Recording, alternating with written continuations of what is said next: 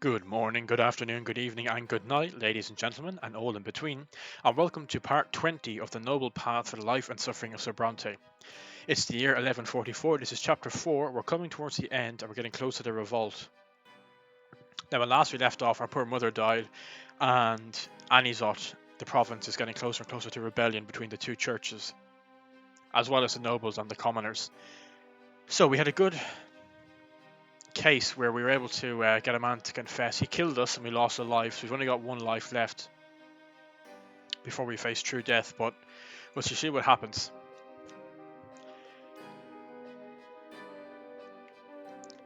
So we'll kick off with our next event, an audience with the Overseer. Recent events have strengthened your position even further. Your authority among the judges is unchallenged. There is talk in noble circles to the effect that a nobleman with such respect for honour and tradition would be the ideal for the post of prefect. And just to remind you that we're in a very good position as a noble. Our career is 9 and our justice is 7, which is really good. Now we're borderline on tyranny of the nobles, which I want to avoid, because as I've learned from my priest playthrough, having these, it seems to be having your job occupations too high can really severely affect the revolt. But we'll see what happens. It's looking quite good. We might become prefect after Elborn. You receive a letter early in the morning. The seal on the envelope is that of the Imperial Tempest dynasty. Gaius Tempest himself, the overseer of the province and the Emperor's brother, has summoned you to an audience with him. You are to head for his headquarters at the castle of Enrie at once. Eniri, probably. One thing that concerns me about this event is that I don't have any good relationship with Gaius Tempest, so I hope that won't affect us. Without delay, you send for a tailor and purchase a new suit in the latest fashion, a waistcoat, a shirt with a jabot, and a long velvet coat fitted at the waist. You also go to the barber and make sure your appearance is impeccable. You are leaving Anizot. The journey to... I forget how I said it. Eneri is not a short one. You while away the time by observing the barren landscape and musing. The overseer of Magla himself wishes to see you in person, but why? All you can do is wait for the audience.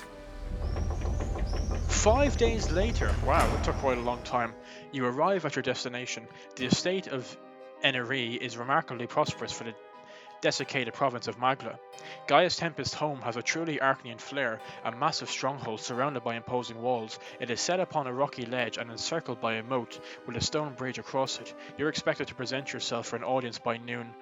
I really hope we have the willpower to do something that needs to be done. We won't if we have to. That's a real shame. Hopefully it doesn't require willpower. You enter a study. It is quite modestly decorated by Arcanian standards. The most powerful Arcanian in Magla is sitting at his desk, penning some ordinances. After finishing another line, he notices you. The scratching of his quill stops. Gaius Tempest has not changed since the time you saw him on the balcony of the Imperial College, celebrating the heir's coming of age. And now the overseer of Magla, Scion of the Tempest dynasty and brother of the Emperor, stands before you. You offer a gracious bow. Gaius Tempest accepts your greeting with a favourable nod. I've heard of your family, Sir Morgan Brante, nobles of the mantle for 2 generations only, and already such recognition among noble society. Your work as a judge deserves respect as well. It seems you know how to choose your friends and allies. Well, to be honest, we kind of made it up as we went along, and I'm very surprised we've managed to get both our career and justice to 7 and 9. We had a lot of difficult decisions to make. I wish I could say it was all planned. You assure the overseer that you are so flattered by his appreciation. You also remark that your principal allies are the law and your loyalty to the Empire. A faint grin passes over Gaius Tempest's exquisite features. Just as I thought, but one of those who must be your ally. Just as I thought, but one of those who must be your allies, Sir Elborn, has disappointed me of late. Please understand what I mean, Brante. My prefect is a talented and honest judge, but alas, he is also myopic and acts too hastily. Firm power is needed to bring a positive change to the province. As for Elborn's escapades, he is playing with fire by expanding the rights of the lowborn and aggravating the nobility. I mean, he's a friend of the family. I don't really want to replace him if this is the reason why. Change is out of the question as long as my legitimate authority in Magla can be challenged by the serpent Melanindas and his entourage. Because of his schemes, half of the old nobility have turned against me. The other half are people like Remy El Vermin, who do not know what true loyalty is. Scoundrels like him never stay with the same master or ally for long. His only goal is to destroy his enemies, no matter the cost. But let us return to the question I brought you here to discuss. I am aware that you have begun legal proceedings against Commander Otten. Oh god, I can't even win that case, I can't.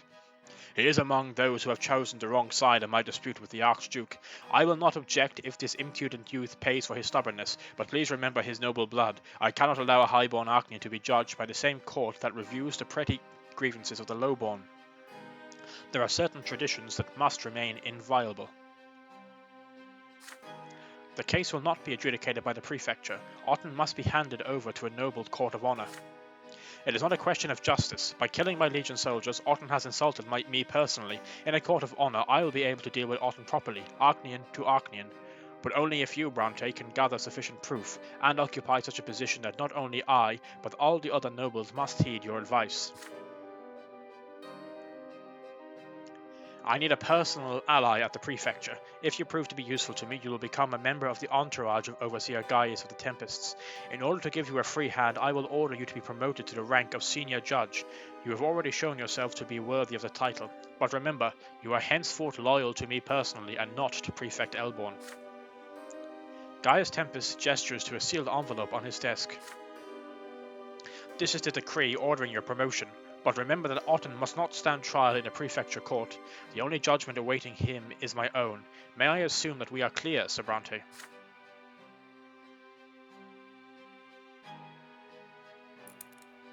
Oh, interesting. We unlocked both options. Gaius Tempest watches you intently. His cold stare is difficult to endure. The Overseer is not accustomed to being refused, but are you willing to accept his proposal? I mean, to be honest, I don't really see anything wrong with it, hugely. I mean, the only thing I'm worried about is if I take the envelope and it gives me more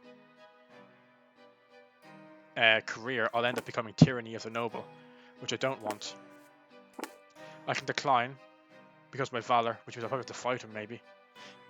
Or I can just I can decline and tell Elborn. I mean, I've made a promise to Elborn.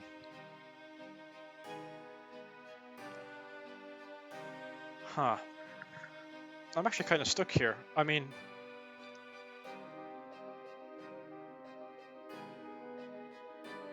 I imagine if I say no, my career will go down, but my justice will increase. But I mean, my career is already 9, so if it goes down, it's hardly going to fall. It might fall by 2, but that's still 7. I'm still a future prefect. And justice will go up even more. Possibly. This is a time where I wish I had consequences turned on. Oh shit, I can do that. Wow. Do you know what? Let's just see what happens. What would happen. So if I did this, I become patron of the powerful. My career goes +2. Diplomacy goes +1. But it's already maxed out. I'm betraying Elborn by doing it. That's interesting. I didn't think I'd be betraying Elborn. And Gaius is +2. If I decline, my career falls 2. Reputation falls 1. Valor goes up and Gaius goes down. Okay, so it's career -2 isn't that bad.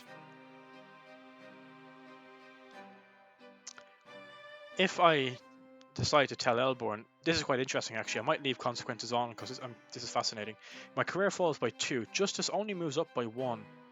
Reputation falls by 1 again. Willpower goes down, but it's already maxed down, so that's not a problem. Elborn likes me, and Tempest doesn't like me. If justice was +2, I'd probably take it. I probably think it's worth doing. But considering it's not, I don't know if it's worth it for the reputation loss and the career loss.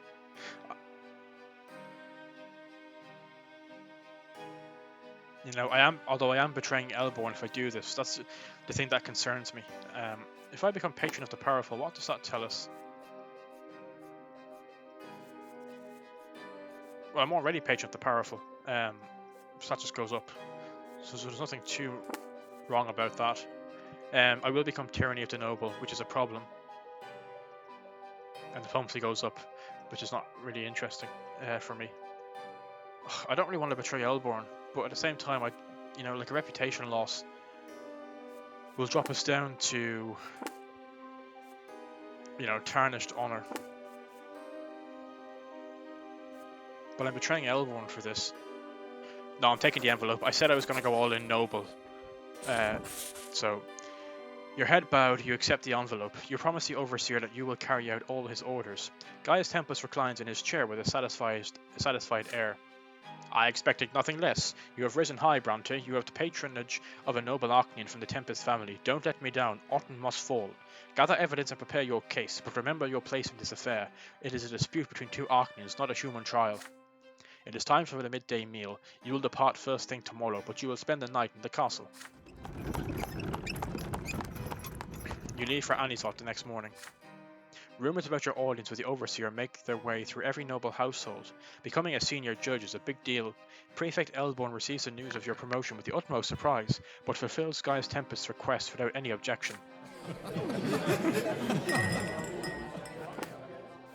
I'm going to get rid of hidden consequences because I'm happy with how I've been going with that. I would have taken the envelope anyway, I think. Not knowing it would have betrayed Elborn. Traditionally, a promotion in it is an occasion to call to a celebration. Your family funds must shoulder this burden, such is the custom. Your grandfather, Gregor Brante, is the only other member of the family to hold such a lofty position at the prefecture. The celebration attracts all of Anisot's high society. Among the other guests, Magistrate Elverman pays you a visit. The celebration is in full swing when Remy Elverman takes the stage. My dear Morgan, allow me to congratulate you on becoming a senior judge. I am glad to see this post filled by a real nobleman who has respect for our traditions. You may not have been born a nobleman, but you have become one. But you mustn't rest on your laurels. Instead of truly dispensing justice, many judges prefer to interfere with the lives of Anisot's most esteemed citizens. I am sure you will find a way to put them in their place. A toast to new heights for Senior Judge Brante. The magistrate's speech is met with applause. Oh, I wish I had have become a noble of the sword. Meanwhile, the seat reserved for Prefect Elborn is empty. He has chosen not to come at all. An error +2 with Gaius. Gaius Tempest is right. You have risen high, but the higher the ascent, the more deadly the fall. Otton's case has turned into something more, a struggle for power in the province. You must be careful. With that thought, you empty your glass. And I've betrayed Elborn and aided his powerful adversaries. And I've become a tyranny of the nobles. +1 diplomacy. We still didn't fix our willpower, which is worrying. And I'm hoping I don't die before we get to the revolt. We'll see what happens. It has been a long time since your last encounter with Octavia Melanendas. You have come to expect to run into her from time to time in the most unusual of circumstances, but Octavia has all but disappeared, vanished completely from Imperial high society. Then one night you come home to find a letter bearing the heraldic serpents of the Melanendas dynasty. The handwriting is not Octavia's. This letter was penned by the Archduke himself. We have to remember, actually, the Archduke Melanendas is our ally, one of our patrons, and now we have Gaius Tempest as a patron as well. We, Duke Tarquinius of the great Melanendas dynasty, salute you, Judge Morgan Brante, senior judge, excuse me. We have been made aware of your relationship with our daughter Octavia, but we shall leave the particulars of this relationship for another time. Lady Octavia has disappeared. It has been 1 month since she was last seen in any of our holdings within the city of Anisot. We, Archduke Melanendas, expect you, Brante, to aid us in finding our lost daughter. Tread carefully, lest you attract unwanted attention to this matter. The reputation of the Melanendas dynasty is at stake. Do not fail us, Judge Brante. Senior Judge. The Archduke's expectation represents a direct order to find her as soon as possible. To refuse him would spell certain and immeasurable disaster. You begin looking for Octavia immediately. The building where the circle of La Taurie used to gather was abandoned long ago. You have no hope of finding any of Octavia's followers there. You decide to search the prefecture archives. You spend an entire morning going through each and every case and report concerned with ancient races and rituals of old, even indirectly. After a long search, you finally stumble upon a familiar name, Alexis L. Lance, a noble from an influential bloodline. You impersonated him when you infiltrated the circle of La Taurie 2 years ago. The archives say that El Lance was reported multiple times to be searching for another faith and claimed he was seeking to understand the design of the twins in his own way. You chuckle upon seeing this. The original El Lance was one of the first humans ennobled by Char Melanidas himself. The proud name of his forefather is the only thing that has saved the willful Alexis from the Inquisition's priors. Regardless, he is your only clue to Octavia's whereabouts. You head for the El Lance mansion at once. You tell the servants at the door that you have an urgent matter to discuss with their master. A tall, gaunt nobleman with a thick beard walks down the stairs to greet you, studying you intently during the introduction. His eyes seem to be locked in a perpetual state of pain, but it is different from the ever-familiar pain and suffering of the common lot. You inform El Lance sternly that you are aware of his involvement in the Circle of La Tali, and hint that his noble origins may not save him from an inquisitorial visit this time. You are looking for Octavia Melanidas. Where is she? The eccentric nobleman lets out a rueful chuckle. He is not one to hide the truth. The Circle of La Tari is here, within these walls, El Lance tells you. But Lady Melanidas is currently conducting a ritual of the utmost importance. No one may interfere. This rite will return the La Tari to this world, or rather it will return the world to the eternal fold of the La Tari. You resolutely walk past El Lance and his intellectualizing and march up the stairs. The servants rush to stop you, but one stern glance is enough to remind them of their lot. Upstairs you hear the familiar droning chant. You fling open the massively gilded double doors leading to the sitting room. The silhouettes in gilded masks and flowing garb are here, undulating in their dance and producing all manner of strange sounds. In the center of their dancing circle is Octavia Melanidas lying prostrate on the floor. Octavia is dying. A sea of blood has already been drained from her slashed wrists, but she is still alive. Again, I don't have any willpower, so this is a tricky situation. You break through the circle of the La Tari followers and rush to Octavia's side. The Arcanian opens her dark eyes to look at you, the world reflected in them growing faint and dim. She wheezes a true death rattle. Octavia's body melts away in your arms. Long fingers rest on your shoulder. They belong to Alexis El Lance. Lady Octavia will not be reborn, he tells you. She has left her body and soul alike. She has become La Tali. Without a word, the members of the circle slowly part and spread out around the large room. The deed is done, said El Lance. Sending one of our number to commune with the La Tali is the most we could have hoped for.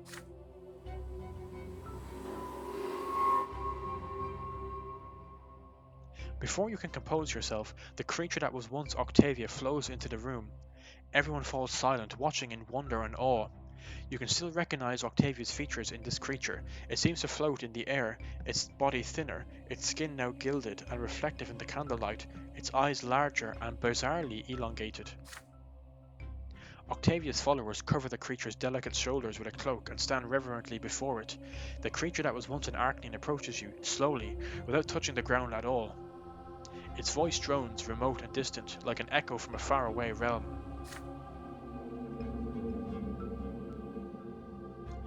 You have borne witness to a rebirth. The one you call Octavia Melanidas is no more. The mind of the La Tali now resides within this body.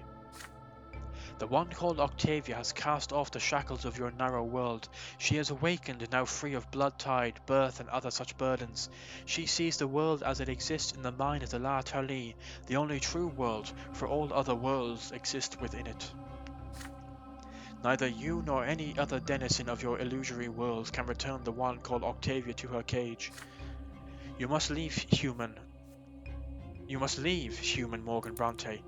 The one you seek is no more. So we can't open ourselves to the truth of the La Tari because I didn't agree with the ritual, although we have the relationship for it, which is a kind of a shame. I might have chosen that, and that would have been quite cool, letting her open my eyes to the true nature of things. So I can demand that she gets returned to her family, I can let the La Tari go, or I can accept her transformation. Okay, so if this option was open, I would pick this, because that sounds quite cool, that our eyes would be open to the true nature of things, but we can't. I don't think there's a point in just in demanding she gets returned to her family. She's gone. But we can't tell her father. I think the best we can do is accept our beloved's transformation. You assure the now transformed Octavia that you still care for her. even though it's not Octavia anymore. The creature that was once Octavia Melanendas turns away and slowly departs, as though swimming through invisible water. You shake off your amazement at witnessing this incredible creature. You tell yourself again and again that this is still Octavia, your beloved. With determination, you hurry after the creature and put your hand on its shoulder. Its body is so delicate now, so fragile that you fear to shatter it with a single touch. Actually, this isn't the option that I thought it was. Letting her go might have been the better option. The gaze of its abyssal, almond-shaped eyes is utterly inhumane. You know nothing of what has happened to her, you tell the reborn Octavia, but your feelings for her remain the same, no matter what. You accept her transformation and will remain by her side in your thoughts and actions, even if she is no longer the woman you knew. The creature that calls itself La Tauli reacts with a shadow of a smile that reminds you of the old Octavia. She will be glad to hear that. We thank you, Morgan Brante. The one called Octavia's feelings for you were strong. She will remember you and leave a place for you in this illusory world until it burns away in the flames of her mind. You will remain connected until the world of the one called Octavia Melanendas ceases to exist. But she must walk her path alone. You cannot aid her, nor can you hinder her. The time has come for the one called Octavia to see the world anew. She wishes to bid you farewell. The La Tauli, this strange creature, suddenly grasps your hand and holds it to its face, inhaling the scent of your skin. Your body reacts to this touch with a flurry of emotions and sensations you cannot even attempt to describe. Finally, the creature once known throughout the province as Octavia Melanendas floats down the stairs and disappears from sight. Dazed, you watch the members of the circle part and walk away without a word. You are soon left alone.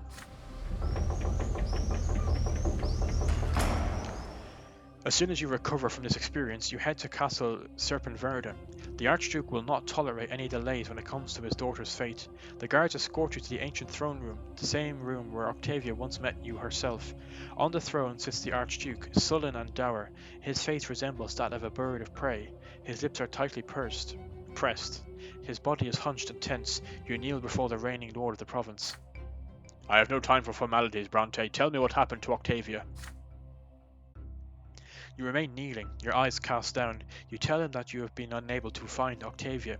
You searched all across the city and questioned everyone who had ties to the Archduke's daughter, but it was all in vain. You have failed to carry out his order.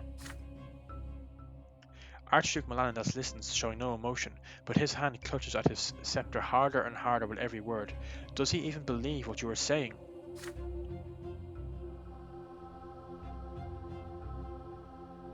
You had a service you could have performed for me, Brante, a service that would have brought honor to your family. Instead you have failed me. I will remember this when your father requests to be ennobled by the sword. You shall forget all ties you had to Octavia as well as my orders, forever.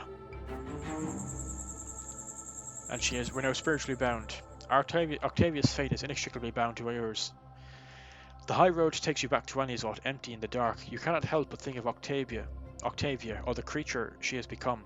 The creature that called itself La Tauli has disappeared without a trace. The Archduke's men scour the entire city, but cannot find her. Will you ever see her fragile, ethereal silhouette again? Oh no. Our reputation's gone down. And my willpower is minus 10, but it's already 10, so it's fine.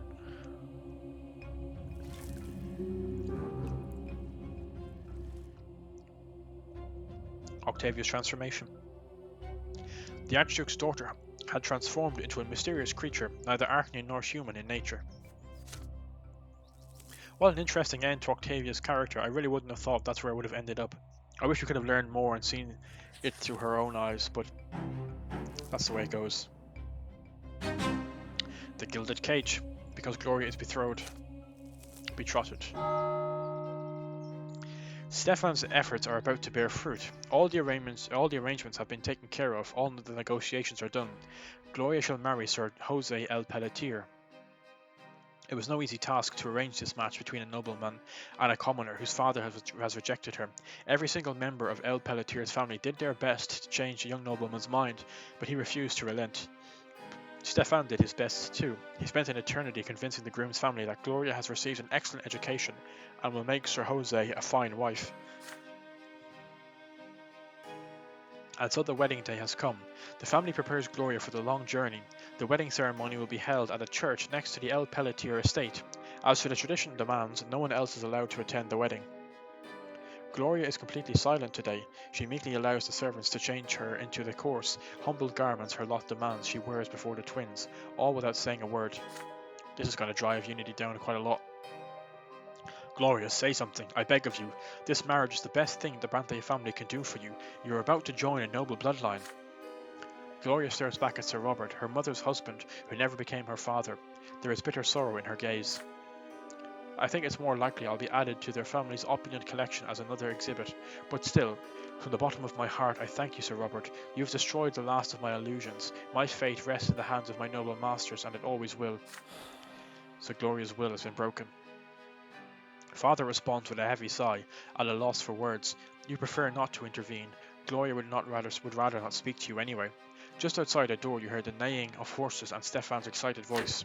Gloria, your groom has arrived. The man who enters Gloria's chamber behind Stefan is Gloria's betrothed, Jose El Pelletier himself. His dignified bearing and the thin features of his wistful face betray his noble origins. An elegant earring glints in his ear, a concession to modern high fashion. El Pelletier greets the bride's family with a gallant bow and gently kisses the hem of Gloria's dress. The young noble of the sword takes great pains to remain composed, but standing so close to his future wife, he cannot but let his emotions show. Good sirs, I fell in love with Gloria the moment I laid eyes on her at that fateful party so long ago. If I may, I gave you my word that you are giving her to be a respected and prosperous family and home. And from what Sir Stefan has told me, your family's standings will only benefit if Gloria becomes a member of another family. After all, I am a born nobleman with a hereditary title. No scandalous rumours or gossip regarding my wife's origins can ever harm me. And any man who dares to speak a word of slander against Gloria shall face a duel to the true death. Well said indeed. A most wonderful outcome for everyone involved.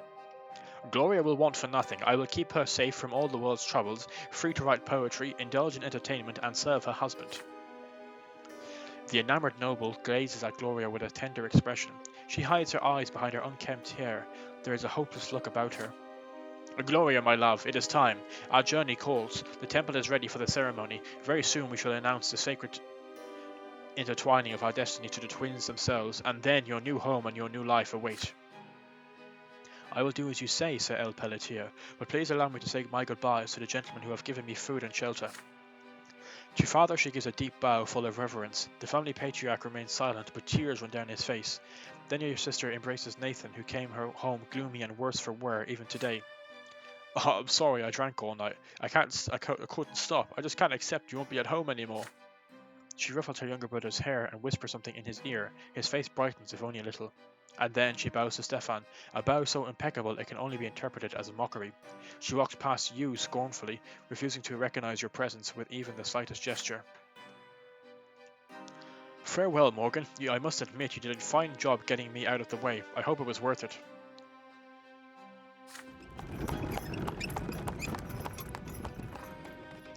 You remain silent. El Pelletier takes Gloria to his carriage.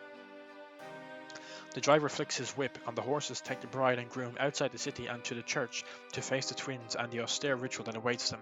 Once wed, they will head straight for the groom's estate. Gloria has left the Brante home for good. With an expression of great relief, Stefan closes the door. He sits in an armchair by the window, his hand cradling a glass of wine. At last! You've done a great deed, my brother. We've arranged for the best possible life for Gloria, and removed the last obstacle standing between us and the nobility of the sword. I'm sorry, my friend. With our tarnished honour reputation, and no longer having Archduke Melanindas as our patron, we're not going to be ennobled. Now there's nothing preventing me from putting our family's affairs in order. This is my duty as heir, and most importantly, we need to pull all ties to Gloria behind us. She's gone from the Brante home for good, thank the twins and their mercy. What say you, Morgan? You won't stand in my way, will you? Surely you wouldn't deny that our family affairs are my responsibility. So I can sever all ties with Gloria, maintain family ties with Gloria, or I can challenge Stefan to a duel. I'm not going to do that because I probably wouldn't win anyway. Let's just see what would happen if I didn't. If I sever all ties with Gloria, reputation goes up and unity goes down.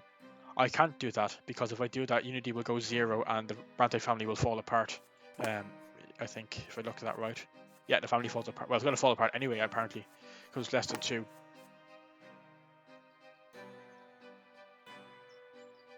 If I do this, I get 1 unity, reputation will go down to 2, eloquence goes up.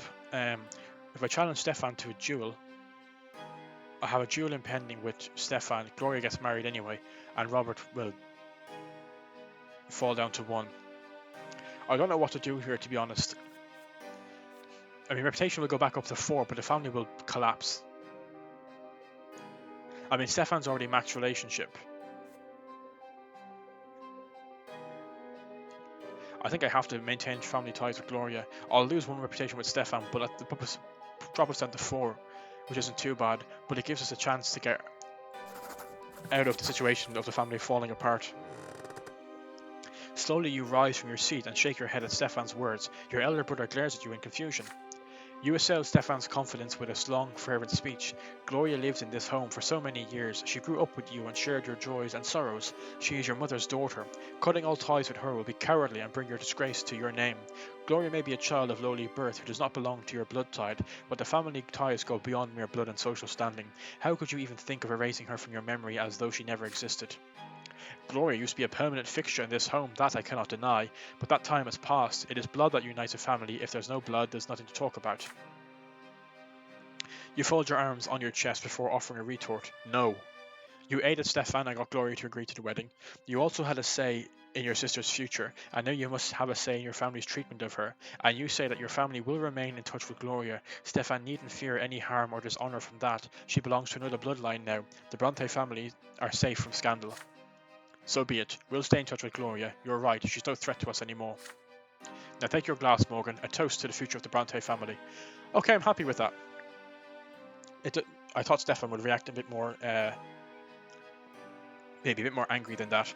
It's a shame we're going to lose reputation, because we're disastrous with reputation, but we have a chance to stop the family from falling apart if I can get it above 2 in the next couple of events, maybe. You clink glasses. You note a hint of bitterness in the flavour of the mulled wine. Anyway, it's time to get down to business. I'll head to the overseer's residence at once. We're so close to earning our registry title, brother. Father would be so proud of us. With that, Stefan leaves you alone. Father has locked himself in his office to brood. Nathan has wandered off somewhere to get drunk. You roam the family home that feels emptier now, lost in memories. You remember Gloria leading you by the hand through the yard and showing you the shining pillar for the very first time. You remember playing together. You remember the time you and Stefan went looking for her in the Anizot ruins. You remember the quill and paper that were your sister's constant companions. The family remains in touch with the El Pelletiers and does its best to stay up to date on Gloria's married life. However, your sister rarely, if ever, leaves her husband's opulent estate. Her letters grow shorter and shorter. She writes about how her husband adores her and makes all her wishes come true, but she has fewer and fewer wishes every day. You beg Gloria to write poems for you, but she curtly responds that her inspiration is gone. Every day is too much like the last. The only thing that seems to bring her back to life is the odd visit from your family, but you must inevitably leave, and then Gloria goes back to spending days at a time in bed. Your elder brother will remain a member of the Brante family. We could have killed him in that duel and become the heir, but we don't want to do that. And Gloria is now married. We're not far from disgrace, but we're 1 away from... Oh no, we're 2 away from disagreements. Crap. I don't think we're going to save the family anyway, at this rate. But we've got Silver Tongue, which is nice for eloquence.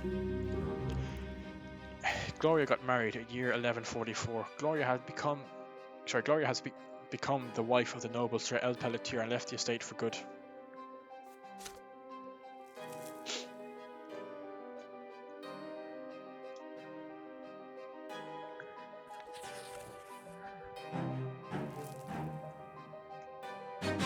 Tommas's wedding. This event has happened because he wasn't exiled, I didn't sever all ties with him, and he didn't die a true death.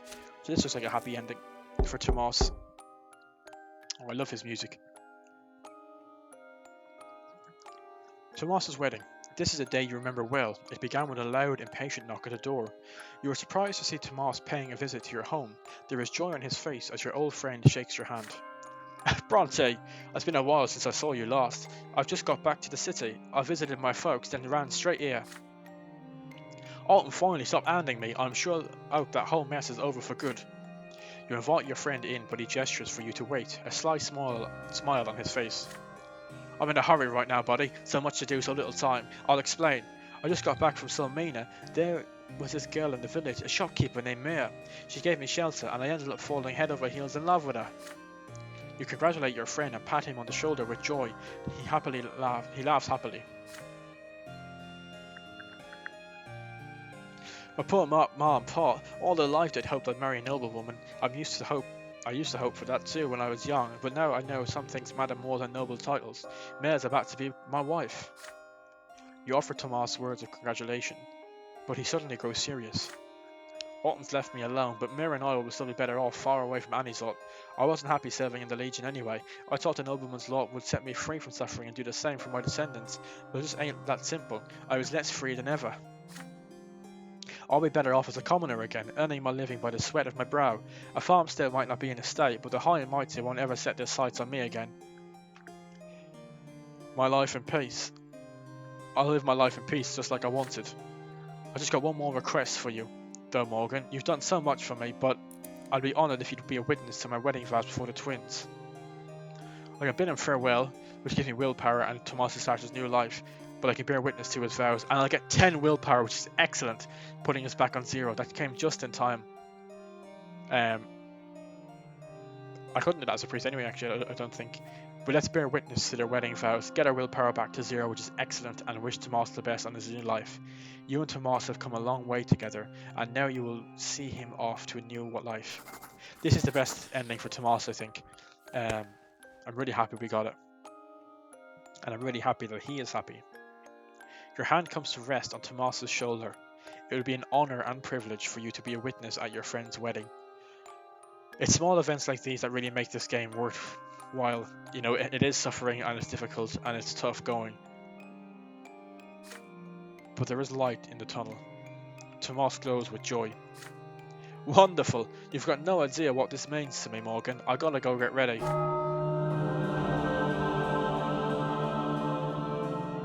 Several days later, you follow your childhood friend to a smallish temple nestled on the edge of the brass district. He is wearing a plain white shirt. Needless luxuries are forbidden at the austere wedding ritual. You are both welcomed by the bride and the blonde-haired young woman, innocence and hospitality written across her trusting face. The bride's parents stand further away, 2 aging villagers eyeing the streets of the big city with suspicion. May I meet Morgan Brante, my best friend ever since we were lads. He'll be a witness to our oaths before the twins. The bride greets you with a humble bow. The 3 of you step inside the temple. You close the doors behind you. Tradition demands that no one else be allowed to attend the sacred wedding ritual. An amiable aged priest by the name of Ignatius Aventini meets you inside. Tommas and Mayor kneel before the altar. O twins, elder and younger, behold these 2 as they kneel before you. They beseech you to join them in eternal wedlock. The candle flames dance and quiver. You hear a strange murmur in the temple. The darkness beneath the vault of the temple ceiling swirls into 2 colossal shades. The bride and groom raise their eyes to them, awestruck. Tommas, dost thou swear thy loyalty to this divine union? I do. The bride assents to the same query. Your turn is next. You stand over the kneeling bride and groom, speak their names as the twins watch over you. Tommas Guerlo and Mela of Sulmina. One of the colossal shades leans over them, looming like a towering sword, while the other bursts into a beacon of blinding light that illuminates the temple from within. Tommas and Mir look into each other's eyes in amazement. From this moment forth, they are bound to one another by divine law, and divine love fills their hearts. In your sight of the twins, Tommas Guerlo and Male of Sulmina are now man and wife, as Morgan Brante bears witness. The stern solemn ceremony has ended. It is time to celebrate. A humble but happy feast is to be held in the bride's village. As day gives way to night, you and Tommas leave the revel to enjoy a moment of quiet repose on the front porch. Your old friend looks off into the distance, hopeful. Yeah, Remember how we fought in the yard, our little brothers? Look how much has happened since then. Both of you laugh as you recall the beginning of your friendship. And look at us now. You're heading off a new life with this lovely wife. I'm embroidered in politics and facing true death. My family's facing ruin. I'll treasure these memories forever, I will. And you be sure that my firstborn son will be named Morgan. Tommas chuckled, pondering. You and I, we grew up on the same street, but look how different we turned out. You have a say in other people's fates, Brante. Your name will surely be remembered, but me, I'm still a humble nobody, and you know what, I'm okay with that. I was used to be so sure a man could never start over with a clean slate, but I guess it was wrong. I'll never forget you, Morgan Brante. I'll never forget everything you've done for me. A tear runs down your face's cheek. For the last time, Tommas embraces you. Tomorrow he will leave, and he's not forever. Will you ever meet again? Nobody knows. And that 10 willpower is extremely welcome. Tommas's new life. You see Tommas off to his new life, far away from all the danger and chaos. I mean, that is the best option. There was no other options except for we never talked to him again. He gets exiled, and his true death. He couldn't have been side by side with me in the war to come. So this is the best option for him, and I'm really happy we got to see him off on that.